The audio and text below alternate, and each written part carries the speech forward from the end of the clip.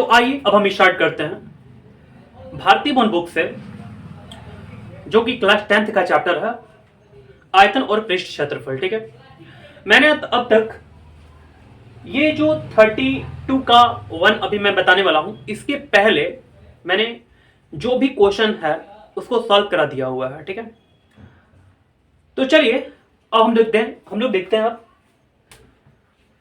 Question number 32 का first. यहां पर देखिएगा, एक शंकु के छिन्नक की तिरछी ऊंचाई 4 सेंटीमीटर और उसके वृत्तीय सिरों की परिमिति यानी कि परिधि 18 सेंटीमीटर और 6 सेंटीमीटर है।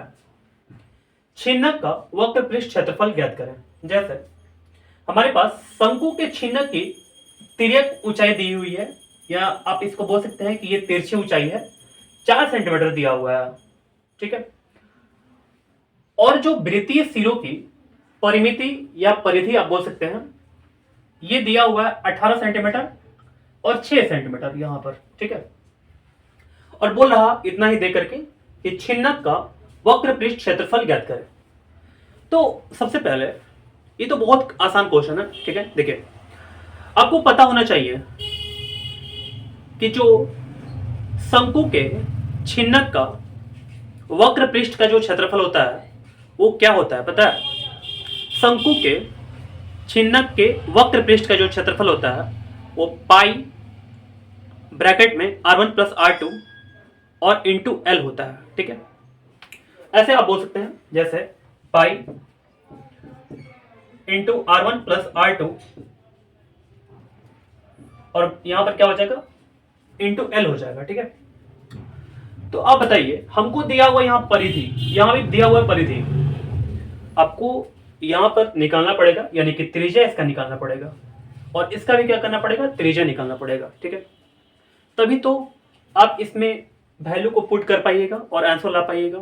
तो इसके लिए हम लोग क्या करते हैं, सबसे पहले हम लोग इसका त्रिज्या निकालना स्टार्ट करते हैं, और इसका भी, दोनों का त्रिज्या हम लोग एक एक करके निकाल देंगे। देखिएगा, तो मैंने यहां पर बताया हुआ कि देखिए, सबसे पहले हम लोग क्या करेंगे, मान लेंगे, ठीक है, कि जो इसकी त्रिज्या है वो r1 है और इसकी जो त्रिज्या है वो क्या है, r2 है। तो यहां पर देख सकते हैं आप, माना कि बड़े वृत्तीय सिरा की त्रिज्या जो है वो r1 है, ये मान लिया गया, तथा छोटे वृत्तीय सिरा जो है ना वो r2 हो गया। ठीक है, अब हम लोग क्या करेंगे, चूंकि बड़े वृत्तीय सिरा की परिधि जो है ना वो 18 सेंटीमीटर है, देख सकते हैं आप, ये 18 सेंटीमीटर का है। तो हम लोग क्या करेंगे, अब इसका फॉर्मूला अप्लाई करेंगे। तो हमारे पास ये जो मैंने इसका जो त्रिज्या माना हुआ है वो क्या माना हुआ है, वो r1 माना हुआ है, और जो इसका जो त्रिज्या है ना वो क्या माना गया है, वो r2 माना गया है। ठीक है, तो देखिएगा, बड़े वृत्तीय सिरा की परिधि बराबर कितना, 18 सेंटीमीटर दिया हुआ है, तो हम लोग इसके फॉर्मूले को अप्लाई करेंगे। 2 पाई r1 हो जाएगा इक्वल टू 18 हो जाएगा, 2 से कटाएंगे 18 को, तो 2 नंबर 18 हो जाएगा, pi into r1 equal to 9 हो जाएगा। r1 का वैल्यू, r1 का जो मान आएगा वो क्या आएगा, 9 बटे में पाई आ जाएगा सेंटीमीटर। देखिए, कुछ लोग क्या करते हैं, वो पाई के वैल्यू रख देते हैं। ठीक है, देखिए हमने यहां पर पाई की वैल्यू को नहीं रखा हुआ, एक्चुअली आगे जाकर के क्या होगा, ये कैंसिल हो जाएगा। आप देख सकते हैं यहां पर ये कैंसिल हो जाएगा आगे चल करके। ठीक है, हम लोग कॉमन कर देंगे। देखिए, लेकिन आपको कैसे पता चलेगा, पता है, आप जब क्वेश्चन को रिवीजन कीजिएगा घर पर बैठ करके, और ये एक्सपीरियंस का चीज है, ठीक है ना, तो मैंने काफी एक्सपीरियंस है मेरा, तो मैं इस क्वेश्चन को समझता हूं कि आगे चलकर कैंसिल होगा, आपका भी एक्सपीरियंस हो जाएगा। ठीक है, और ऐसे करके आप क्वेश्चन को बनाएंगे तो अच्छा होगा। ठीक है ना, तो ज्यादा कैलकुलेशन से हम लोग बचेंगे। ठीक है ना, देखिएगा ध्यान से यहाँ पर, तो मैंने यहाँ पर r1 का वैल्यू जो है वो 9 बटे में पाई सेंटीमीटर ला दिया। अब देखिएगा, और चूंकि छोटे वृत्तीय सिरा की परिधि जो है हमारे पास 6 सेंटीमीटर की है, ये मैंने बताया था पहले आपको। ठीक है, तो इसका फॉर्मूला भी अप्लाई करेंगे, 2 पाई r होगा, जो वृत्त का परिधि होता है ना वो क्या होता है, 2 पाई r होता है। तो यहां पर जो छोटे वृत्त की जो त्रिज्या है उसको r2 माना गया है। यहां पर देख सकते हैं आप, छोटे वृत्त का जो सिरा है, छोटे वृत्त के सिरा की त्रिज्या, सॉरी, सिरा की त्रिज्या बराबर कितना हो जाएगा, यानी कि R2 हो जाएगा। अब ध्यान दीजिएगा, हम लोग अप्लाई कर लेंगे यहाँ पर फॉर्मूले को, 2 पाई R होगा, R2 हो जाएगा यहाँ पर इक्वल टू क्या हो जाएगा 6, तो कैंसिल करते हैं, 2 3 6 हो जाएगा, और जो R2 का मान आएगा वो 3/पाई आ जाएगा सेंटीमीटर, ठीक है। अब देखिए हमारे पास R1 आ गया, R2 आ गया, हम लोग क्या करेंगे अब इसके वैल्यू को अप्लाई कर लेंगे, और तिर्यक ऊंचाई हमारे पास दिया हुआ है, ठीक है ना, तो सबको हम लोग पुट कर देते हैं। अब लिखेंगे हम लोग छिन्नक का वक्र पृष्ठ का क्षेत्रफल पाई R1 प्लस R2 L हो जाएगा, और पाई छोड़ देंगे यहाँ पर। R1 का जो वैल्यू हमारे पास आ चुका है 9/पाई आ चुका है, प्लस R2 का जो वैल्यू आया हुआ है वो 3/पाई आया हुआ है, तो इसको अप्लाई कर लेंगे, और L का जो वैल्यू हमारे पास है वो 4 आया हुआ है, तो 4 रख लेंगे, ठीक है। देखिए यहाँ पर पाई जो है ना वो दोनों में है, यानी कि नीचे साइड में लगा हुआ है पाई, तो पाई को कॉमन कर लिया जाएगा, तो पाई हो गया इंटू यहाँ पर 1/पाई कॉमन कर लेंगे हम लोग, तो क्या बचेगा अंदर में 9, और प्लस क्या बचेगा 3 बचेगा, ब्रैकेट क्लोज कर लेंगे, इंटू यहाँ पर 4 हो जाएगा, पाई पाई कैंसिल हो जाएगा, और यहाँ पर दोनों को जोड़ देंगे, 9 3 कितना होता है 12 होता है, इंटू क्या हो जाएगा 4 हो जाएगा, 12 चौका 48 सेंटीमीटर स्क्वायर। तो उम्मीद करता हूं कि आपको ये क्वेश्चन अच्छे से समझ में आ गया होगा। आइए अब हम देखते हैं क्वेश्चन नंबर 32 का 2। यहां पर क्वेश्चन बोला कि एक शंकु के एक 45 सेंटीमीटर ऊंचे छिन्नक के सिरों की त्रिज्याएं 28 सेंटीमीटर एवं 7 सेंटीमीटर है, इसका आयतन, वक्र पृष्ठ क्षेत्रफल एवं कुल पृष्ठ क्षेत्रफल ज्ञात कीजिए। देखिए हमारे पास एक 45 सेंटीमीटर ऊंचा शंकु का एक छिन्नक दिया हुआ है, जिसकी त्रिज्याएं जो है वो 28 सेंटीमीटर की है और 7 सेंटीमीटर की है। हमसे बोला कि इसका आयतन ज्ञात कीजिए, वक्र पृष्ठ क्षेत्रफल ज्ञात कीजिए और कुल पृष्ठ क्षेत्रफल ज्ञात कीजिए। तो देखिए सबसे पहले हम लोग क्या करेंगे, जो त्रिज्याएं हमारे पास है 28 सेंटीमीटर और 7 सेंटीमीटर है, एक को हम लोग R1 का नाम देंगे, एक को हम लोग R2 का नाम देंगे, ठीक है। इसके बाद अब हम लोग निकालते हैं आयतन। आपको मैं बता दूं कि जो आयतन का फॉर्मूला होता है, हालांकि आपको याद होना चाहिए, लेकिन अगर नहीं याद है आपको तो आप याद करने की पूरी कोशिश करें, ठीक है, जल्दी से जल्दी याद करें, ठीक है। इसके बाद आप बनाइएगा तो और भी अच्छा होगा, ठीक है। देखिए जो आयतन होता है 1/3 पाई h R1 का स्क्वायर प्लस R2 का square plus R1 into R2 होता है, ठीक है। तो चलिए मैंने यहाँ पर फॉर्मूले को अप्लाई कर लिया हुआ है, छिन्नक का आयतन निकालेंगे हम लोग, 1/3 पाई h R1 square plus R2 square plus R1 into R2 हो जाएगा, ठीक है। इसके बाद हम लोग क्या करेंगे, वैल्यू को अप्लाई करेंगे, जैसे यहाँ पर क्या हो जाएगा 1/3 पाई का मान आ जाएगा 22/7, h का मान कितना आ जाएगा 45, यहाँ पर दिया हुआ 45, R1 का स्क्वायर यानी कि 28 का स्क्वायर हो जाएगा, R2 का स्क्वायर यानी कि 7 का स्क्वायर हो जाएगा, R1 इंटू R2 यानी कि 28 गुणे 7 हो जाएगा, 1/3 हो गया 22/7 हो गया 45 हो गया, यहाँ पर 28 का स्क्वायर करेंगे 784 आ जाएगा, प्लस 7 का स्क्वायर करेंगे 49 आ जाएगा, प्लस 28 गुणे 7 क्या होगा 196 हो जाएगा, कटाएंगे 45 को 3 से तो 15 से 45, 22/7 आ गया हमारे पास, यहाँ पर 15 आ गया, तीनों को जोड़ लेंगे 1029 आ जाएगा, 7 से कटाएंगे 1029 को तो 147 रन में कैंसिल हो जाएगा, 22 गुणे 15 गुणे 147 हो जाएगा, यहाँ पर तीनों को गुणा कर लेंगे, यहाँ पर आ जाएगा हमारे पास 48,510 सेंटीमीटर क्यूब। जब भी आयतन होता है वो सेंटीमीटर क्यूब में आता है, ठीक है। तो चलिए अब देखते हैं हम लोग छिन्नक का वक्र पृष्ठ क्षेत्रफल। देखिए छिन्नक का वक्र पृष्ठ का क्षेत्रफल हम लोग अब फाइंड करते हैं। फॉर्मूला होता है पाई ब्रैकेट में R1 प्लस R2, ठीक है, और इंटू L होता है, ठीक है। तो मैं लाइट को ऑन कर देता हूं थोड़ा सा। अब देखिएगा हम लोग क्या करते हैं, अब इसको फाइंड करते हैं। छिन्नक का वक्र पृष्ठ का क्षेत्रफल पाई R1 प्लस R2, और यहां पर क्या हो जाएगा L हो जाएगा, पाई यहां पर रख लेंगे, और L का जो मान है देखिए हम लोग यहां से लेकर के यहां तक इसको रख लेंगे ऐसे करके, जो L का मान आएगा वो क्या होगा अंडर रूट में h square plus R1 minus R2 का होल स्क्वायर, ठीक है। वैल्यू को अप्लाई कीजिए, पाई का मान हमारे पास 22/7 आ जाएगा, पाई का मान 22/7, R1 का जो हमारे पास मान आया कितना आया 28, और R2 का जो मान आया कितना आया 7 आया हुआ है ना, अंडर रूट में हो जाएगा, h का वैल्यू कितना हमारे पास 45 है, इसका स्क्वायर कर लेंगे, प्लस R1 का मान कितना हमारे पास 28 है 28, और यहाँ पर जो R2 का मान है हमारे पास 7 है, इसका होल स्क्वायर कर लेंगे। अब इसको हम लोग क्या करते हैं और भी छोटा करते हैं। देखिए 22/7 हो जाएगा, 28 प्लस 7 क्या होगा 35 हो जाएगा, गुणा 45 का जो स्क्वायर होगा अंडर रूट में यहाँ पर हो जाएगा 45 का स्क्वायर ही, प्लस 28 में 7 घटाएंगे 21 का स्क्वायर आ जाएगा। ठीक है, यहाँ पर 7 से कैंसिल करते हैं 35 को, तो 7 5 35, 22 गुणे 10, 22 गुणे 5 हो जाएगा। अंडर रूट में 45 का जो स्क्वायर होता है 2025 प्लस 21 का स्क्वायर कितना होता है 441 होता है।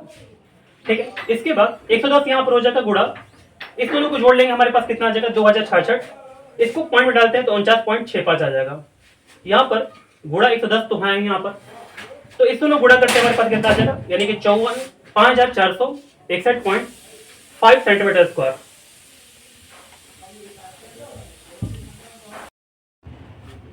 आइए अब हम देखते हैं छिन्नक का कुल पृष्ठ क्षेत्रफल।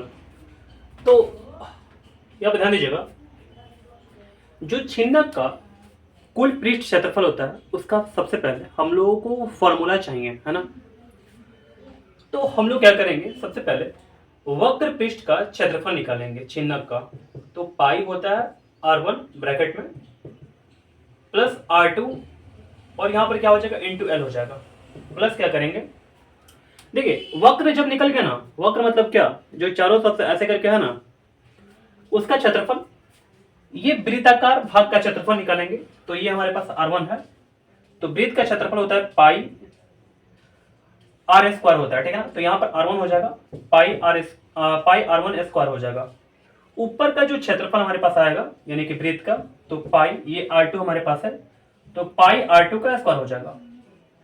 ठीक है, तो ये हमारे पास कुल पृष्ठ क्षेत्रफल आ गया।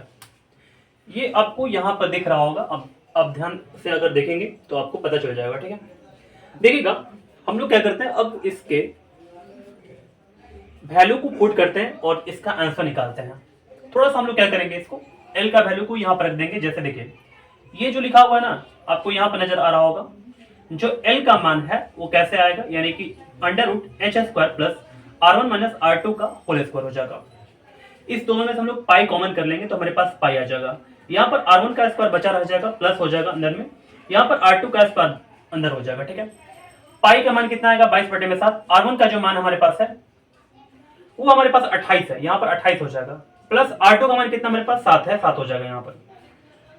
अंडर रूट में h का स्क्वायर, यानी कि h हमारे पास कितना है 45 है, 45 का स्क्वायर हो जाएगा, प्लस हो जाएगा r1 माइनस r2 क्या होता है, यानी कि 28 में से हम लोग 7 घटा लेंगे, इसका होल स्क्वायर कर लेंगे, प्लस हो जाएगा पाई के वैल्यू को रख देंगे हम लोग 22/7, और यहाँ पर r1 स्क्वायर है ना, तो r1 हमारे पास क्या है 28 है, 28 का स्क्वायर कर लेंगे, प्लस r2 हमारे पास कितना है 7 है, 7 का स्क्वायर कर लेंगे। अब देखिए 22/7 हो गया, इस दोनों को जोड़ लेंगे 35 आ जाएगा हमारे पास। यहाँ पर अंडर रूट जो है ना, अंडर रूट कर लेंगे हम लोग 45 का स्क्वायर प्लस 28 में 7 जाएगा, कितना हुआ 21 हो जाएगा, इसका स्क्वायर लगा हुआ, यहाँ पर स्क्वायर लगा लेंगे, प्लस 22/7, 28 का स्क्वायर जो होता है 784 होता है, प्लस 7 का स्क्वायर होगा 49 हो जाएगा। इसको कटाएंगे भी, 7 5 35 हो जाएगा, 5 बार में कट जाएगा, तो 22 गुणे 5 हुआ। यहाँ पर अंडर रूट में 45 का स्क्वायर कितना हो जाएगा 2025 हो जाएगा, प्लस 21 का स्क्वायर कितना होता है 49 हो जाएगा। यहाँ पर 21 का स्क्वायर कितना होता है 49 नहीं सॉरी, यहाँ पर 441 हो जाएगा आपका। ठीक है, प्लस हो जाएगा यहाँ पर 22/7 हो जाएगा। ठीक है, यहाँ पर दोनों को हम लोग जोड़ देंगे तो कितना हो जाएगा 833 हो जाएगा हमारे पास। ठीक है, 7 से कैंसिल कराएंगे इसको 833 को, तो 119 बार में कैंसिल हो जाएगा।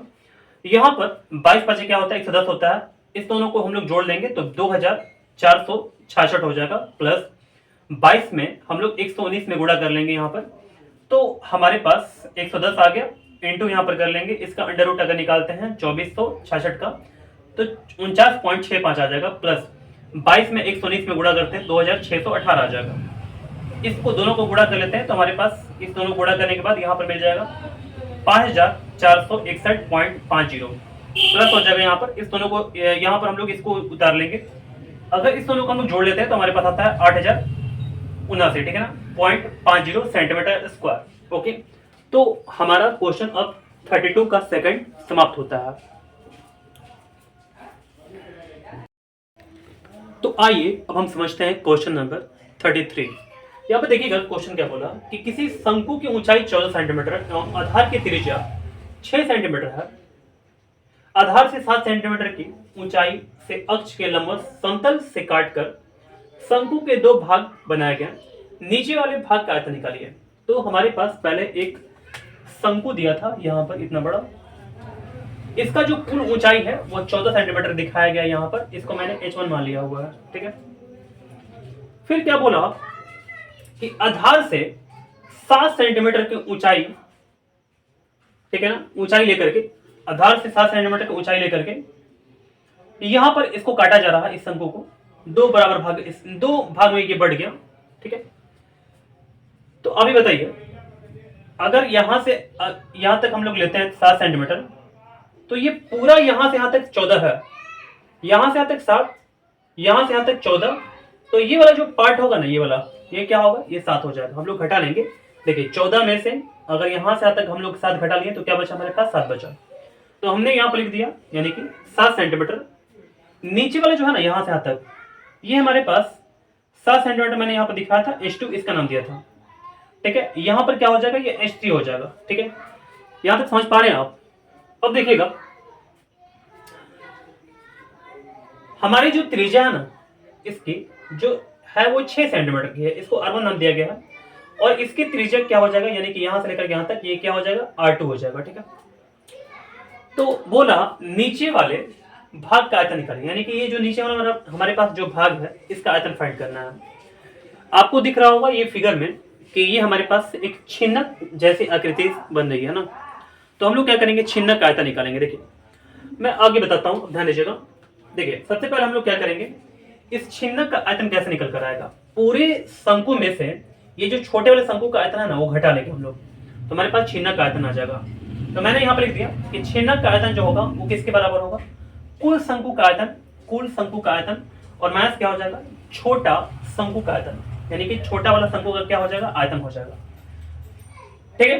अब ध्यान दीजिएगा, छिन्नक का जो आयतन होता है वो क्या होता है, 1/3 पाई H2 हो जाएगा। यहाँ पर पूरा जो हमारे पास जो छिन्नक की कुल ऊंचाई है कितनी है, ये H2 है, H2 के नाम से दिखाया गया यहाँ पर R1 का square plus R2 square plus R1 into R2, ये फॉर्मूला पूरा होता है छिन्नक का। यहाँ पर क्या हो सकता है, देखिए कुल शंकु का क्षेत्रफल, यानी कि पूरा जो है ना वो शंकु का क्षेत्रफल क्या होगा, देखिए 1/3 पाई R स्क्वायर H होता है, तो यहाँ पर R1 हो जाएगा, क्योंकि यहाँ पर जो हमारे पास है ना, ये इसकी जो त्रिज्या है, अगर बड़े बड़े शंकु को देखा जाए ना, तो इसकी जो त्रिज्या है ये R1 है, तो यहाँ पर R1 का स्क्वायर हो जाएगा। और यहाँ पर कुल जो ऊंचाई है ना, ये H1 से दिखाया गया, तो यहाँ पर H1 हो जाएगा माइनस 1/3 पाई, और यहाँ पर जो छोटा वाला शंकु का जो हमारे पास त्रिज्या है वो कितना दिया हुआ है, ये R2 दिया हुआ है, ठीक है ना, R2 मैंने माना हुआ है ना। अब देखिएगा ये ऊंचाई जो है ये कितना हो जाएगा, यानी कि H3 हो जाएगा। अब हम लोग क्या करते हैं, वैल्यू को पुट करते हैं। जैसे यहाँ पर क्या हो जाएगा, 1/3 पाई को हम लोग पाई छोड़ देंगे, आगे जाकर के इसको लेफ्ट हैंड साइड और राइट हैंड साइड हम लोग कैंसिल कर देंगे। यहाँ पर क्या हो जाएगा, ये H2 हो जाएगा। देखिए हमारे पास जो H2 का मान है हमारे पास कितना है, यानी कि H2 का मान हमारे पास कितना है, 7 है। यहाँ पर 7 अप्लाई कर लेंगे।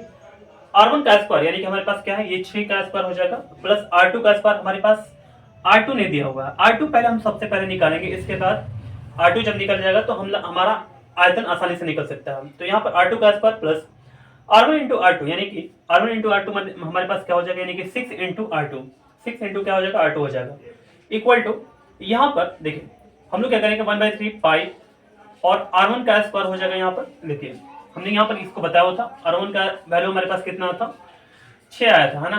तो 6 का स्क्वायर कर लेंगे, H1 हमारे पास कितना है, यानी कि पूरा जो ऊंचाई हमारे पास कितना है, यानी कि 14 है, माइनस 1/3 पाई हो जाएगा यहाँ पर R2 का स्क्वायर, R2 का स्क्वायर मतलब क्या, यहाँ पर R2 जो हमारे पास है, और H3 हमारे पास कितना है, यहाँ पर 7 है हमारे पास, ठीक है ना। अब आगे बढ़ते हैं, देखिएगा इधर हम लोग क्या करेंगे, 1/3 पाई और यहाँ पर इंटू 7 हो जाएगा, 6 का स्क्वायर होता है 36 और प्लस हो जाएगा, R2 का स्क्वायर हो जाएगा प्लस यहाँ पर क्या हो जाएगा, 6R2 हो जाएगा, इक्वल टू 1/3 पाई 6 छागा। यहाँ पर देखिए पहले हम लोग क्या किया ना, यहाँ पर हमने क्या किया हुआ, 1/3 यहाँ भी 1/3 था, तो इस दोनों कॉमन कर लिया गया, पाई पाई इसमें भी था, दोनों में कॉमन कर लिया गया। और देखिए इसमें से अगर हम लोग इसमें से इसको और इसको देखते हैं तो यहाँ पर दोनों में 7 कॉमन हो जाएगा, 7 मैंने बाहर निकाल दिया, यहाँ पर 6 का स्क्वायर हो जाएगा। यहाँ पर क्या हो जाएगा, अगर 7 निकल गया इसमें से तो 2 7 दूनी का 7 दूनी का 14 हो जाता है, माइनस यहाँ पर 1/3 निकल चुका, पाई भी निकल चुका है, 7 निकल चुका है, तो यहाँ पर R2 का स्क्वायर हो जाएगा, ठीक है। अब देखिएगा आगे 3 से 3 हम लोग कैंसिल करा देंगे, पाई से पाई कैंसिल करा देंगे हम लोग, क्योंकि इक्वल जब भी होता है तो हम लोग नीचे नीचे और ऊपर ऊपर कटाते हैं। जैसे यहाँ पर नीचे नीचे कैंसिल हो रहा, पाई पाई कैंसिल हो जाएगा, सात सात कैंसिल हो जाएगा। यहाँ पर क्या बचा 36 प्लस R2 का स्क्वायर प्लस 6R2 हो जाएगा इक्वल टू क्या हो जाएगा, यहाँ पर 6 का स्क्वायर कर लेंगे 36 हो जाएगा, गुणे 2 हो जाएगा, यहाँ पर माइनस R2 का स्क्वायर हो जाएगा। इसको देखिए इसको देखते हैं आगे। यहाँ पर 36 का स्क्वायर प्लस R2 का स्क्वायर प्लस 6R2 हो जाएगा इक्वल टू, यहाँ पर 6 का स्क्वायर 36 हो जाएगा, गुणे 2 और माइनस R2 का स्क्वायर हो जाएगा। ठीक है, अब हम लोग क्या करते हैं, इसको और भी छोटा करते हैं। 36 हो जाएगा प्लस R2 का स्क्वायर प्लस 6R2 हो जाएगा इक्वल टू 36 होने का 72 माइनस R2 का स्क्वायर। अब देखिए हम लोग राइट हैंड साइड से जो भी है हमारे पास, इसको लेफ्ट में कर देंगे। तो यहाँ पर देखिए, यहाँ पर R2 का स्क्वायर हो गया, यहाँ पर जो R2 है ना ये निगेटिव है, तो इधर आएगा तो क्या हो जाएगा, पॉजिटिव हो जाएगा।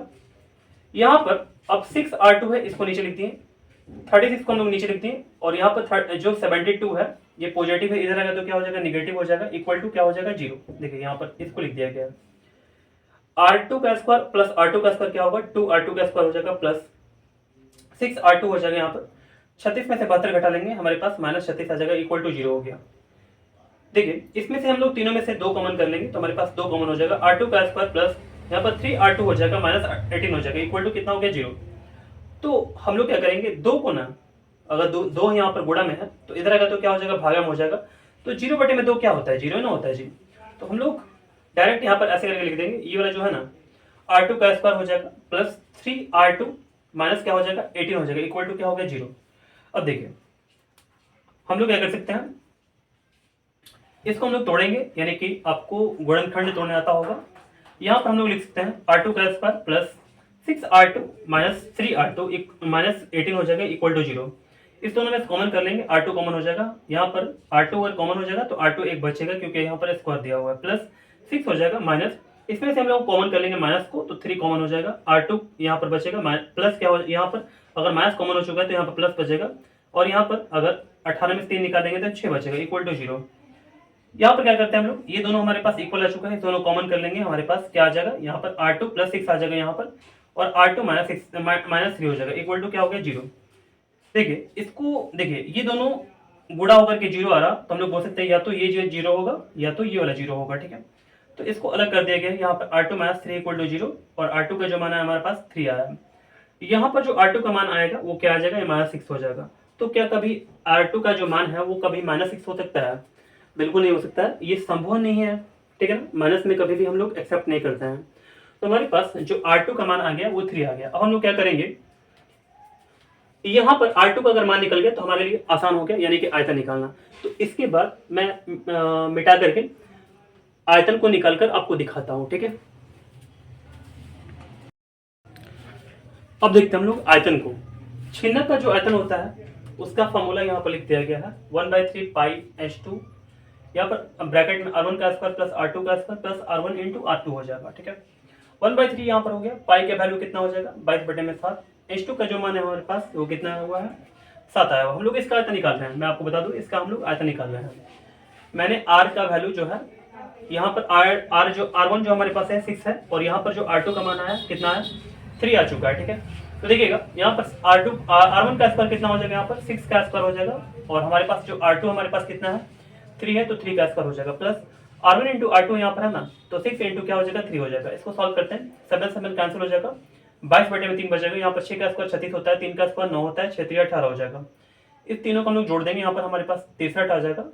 22/3 यहाँ पर तो है, 3 से घटाएंगे 63 को, 21 से 63, और 22 में 21 में गुणा करेंगे, हमारे पास आ जाएगा 462 सेंटीमीटर क्यूब। तो उम्मीद करता हूँ ये क्वेश्चन आपको समझ में आ गया होगा। ठीक है,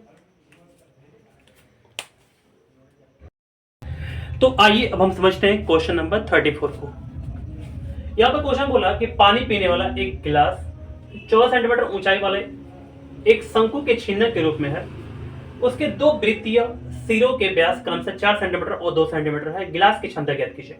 देखिए हमारे पास पानी पीने वाला एक गिलास था, ठीक है, गिलास है हमारे पास। इसकी जो ऊंचाई है वो 14 सेंटीमीटर की है, ठीक है, और ये बिल्कुल शंकु के छिन्नक के रूप में है ना। इसके दोनों वृत्तीय सिरों का व्यास जो है ना वो 4 सेंटीमीटर और 2 सेंटीमीटर है। तो यहाँ पर व्यास जो है और यहाँ पर जो व्यास है, देखिए पहले ये बोला कि 4 सेंटीमीटर इसका व्यास है, तो मैंने यहाँ पर 4 दिखा दिया। फिर इसके बाद 2 सेंटीमीटर बोला तो मैंने यहाँ पर 2 दिखा दिया। ये D1 हो गया हमारे पास, ये D2 हो गया। तो अगर R1 हम लोग निकालते हैं तो क्या हो जाएगा यहाँ पर, यानी कि 2 आ जाएगा, क्योंकि व्यास का आधा करते हैं तो क्या निकल कर आता है, त्रिज्या निकल कर आता है। वैसे करके यहाँ भी निकालेंगे R2 हम लोग तो क्या हो जाएगा, यहाँ पर इसका आधा कर लेंगे यानी कि 1 सेंटीमीटर हो जाएगा। गिलास की क्षमता जो है ना वो हमको फाइंड करना है। देखिए क्षमता जब भी बोले ना तो आप क्या कीजिए, आयतन को निकाल दीजिए, ठीक है। तो हम लोग यहाँ पर लिखेंगे कि गिलास की क्षमता जो होगा यानी कि इसका जो आयतन होगा छिन्नक के रूप का है ये, तो जो छिन्नक आयतन होता है उसका हम लोग फॉर्मूला को अप्लाई कर लेंगे 1/3 पाई एच R1 का स्क्वायर प्लस R2 का square plus R1 into R2। तो यहाँ पर 1/3 हो गया, पाई की वैल्यू 22/7 हो जाएगा, एच का जो मान है हमारे पास 14 आया हुआ है। यहाँ पर R1 का स्क्वायर यानी कि क्या हो जाएगा, R1 हमारे पास कितना है 2 है तो 2 का स्क्वायर हो जाएगा, प्लस R2 हमारे पास कितना यानी कि 1 है तो 1 का स्क्वायर हो जाएगा, प्लस R1 इंटू R2। तो 2 गुणे क्या हो जाएगा, यहाँ पर 1 हो जाएगा, समझ गए। तो ऐसे करके हम लोग लिख देंगे यहाँ पर 1/3 पाई की वैल्यू रख देंगे, पाई का 22/7 तो है ही यहाँ पर, 7 दूनी का 14 कैंसिल हो जाएगा, 22 यहाँ पर हो जाएगा, गुणे 2 हो जाएगा, 2 का स्क्वायर 4 हो जाएगा, यहाँ पर 1 का स्क्वायर 1 ही होता है और यहाँ पर प्लस 2 एकम 2 हो जाएगा, ठीक है। इस तीनों को हम लोग जोड़ देंगे, यहाँ पर 7 ला देंगे, बाकी सबको जैसे वैसे उतार लेंगे, इस तीनों सबको गुणा करेंगे हम लोग तो यहाँ पर 308/3 आ जाएगा। हमारा आंसर जो है वो ऐसे करके दिया हुआ है, यानी कि मिक्स्ड फ्रैक्शन में दिया हुआ है, ठीक है ना। देखिए पूर्णांक में दिया हुआ है तो 102 पूर्णांक 2/3 सेंटीमीटर क्यूब जो ग्लास की क्षमता है वो हमारे पास आ गया, ठीक है।